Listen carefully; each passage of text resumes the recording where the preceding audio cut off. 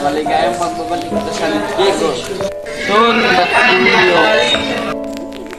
Gabi na't nilakad ang posisyong pang Noche Buena nang nakauwi si Basilio sa kanyang lupang sinilangan sa San Diego.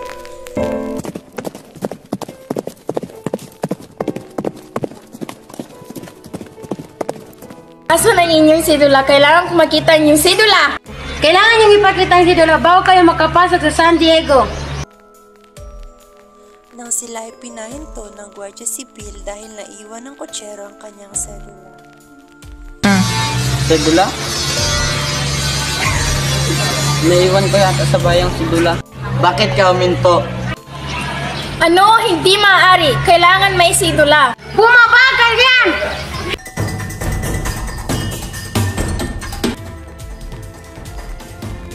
Tama na! Tama na! Tama na! Ako si Don Basilio, anak ni Kapitan Tiago. Pagkatapos awatin ni Basilio ang mga Guardia Civil sa pangungulata sa kotsero ay bumalik na kaagad sila sa kalesa. Ayos ka lang ba? Pasensya na, ganito talaga ang pagtrato nila sa mga mahihirap. Ayos lang naman po ako, tara naman ako rito. Tiyak kung nabubuhay ang mga Guardian Civil noong hindi pa sila magtatagal. Nagpatuloy ang pagbiyahe ng kotsero at ni Basilio papunta sa bahay ni Kapitan Tiago. Ngunit hindi kalaunan ay pinahinto ulit sila ng Guardian Civil dahil walang ilaw ang kalesa dahil ang kalesang kanilang sinasakyan ay walang ilaw. Malaking kasalanan iyon noon. Bakit walang ilaw ang inyong karwahe? Malaking kasalanan iyan!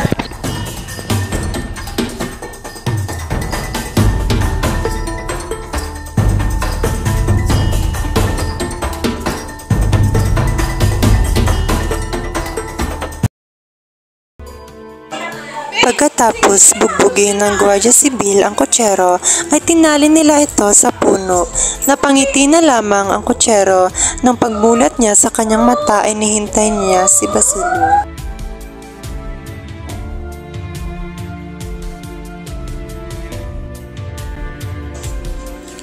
Walang magawa si Basilio kung hindi ang lumakad papunta sa bahay ni Kapitan Tiago.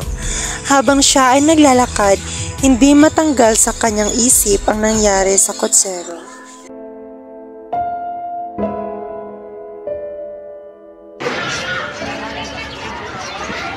Mabuti naman nakauwi ka na, Basilio. May masama akong balita para sa iyo. Ipinadakip nila si Kabisang Palis. Masaya na sana ang Noche Buena ni Basilio, ngunit naalala niya ang mapayapang ina na si Sisa. Basilio! Basilio! Basilio!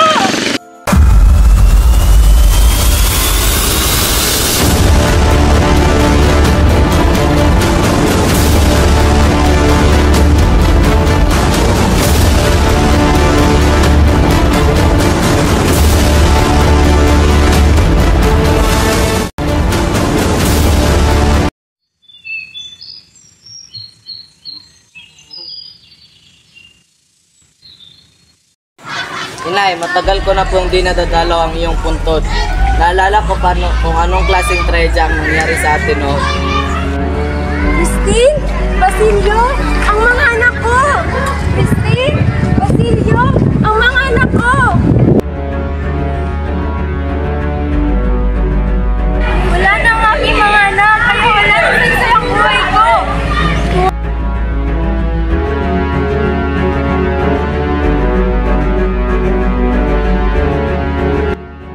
Buti na lang ay nakilala ko si Kapitan Tiago sa Manila.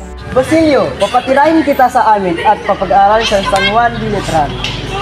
Salamat po. Mag-aaral po ako ng mabuti upang bayad sa inyong kabaitan, Kapitan Tiago.